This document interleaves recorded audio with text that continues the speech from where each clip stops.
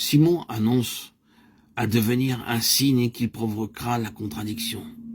Christ sera un signe de contestation. Qu'est-ce que cela veut dire? Cela signifie qu'il est implicitement une provocation par sa propre nature. Le signe atteste le lien visible d'une réalité spirituelle. Il fait état de quelque chose. Et l'effet de cette implication provoque. Si vous commencez à voir ce que Jésus implique, cela introduira une certaine réaction si vous n'êtes pas disposé à l'accepter. Vous serez fortement provoqué. Vous ne resterez pas neutre. Vous commencerez à combattre. Celle de Sars, on était là. Plus qu'aucun autre. Il combattait le Seigneur, regimbé contre l'aiguillon. C'était la profonde signification de tout cela. Il a été contredit parce que Jésus signifiait par la signification de Christ lui-même. Dans la personne de Christ se trouve un genre d'homme différent, non pas un simple homme terrestre, mais un homme merveilleux.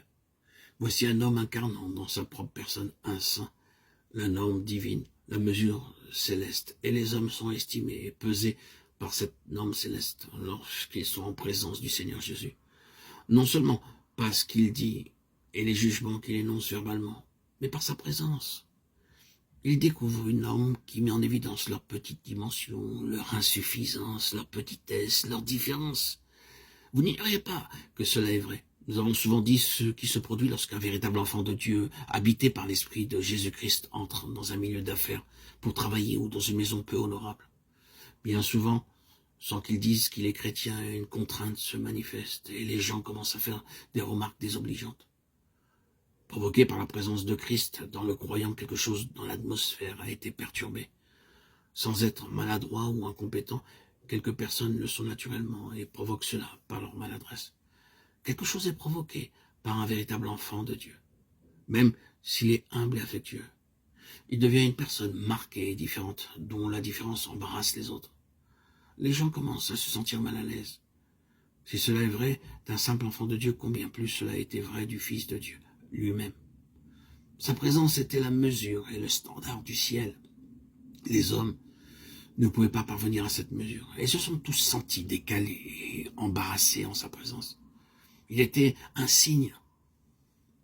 Sa présence même avait une signification qui parlait contre eux. Il a provoqué.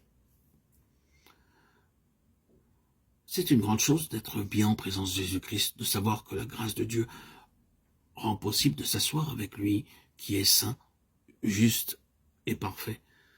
Mais il nous découvre, et souvent c'est ce qui se produit. Nous sommes provoqués, renversés, gênés, sans savoir pourquoi.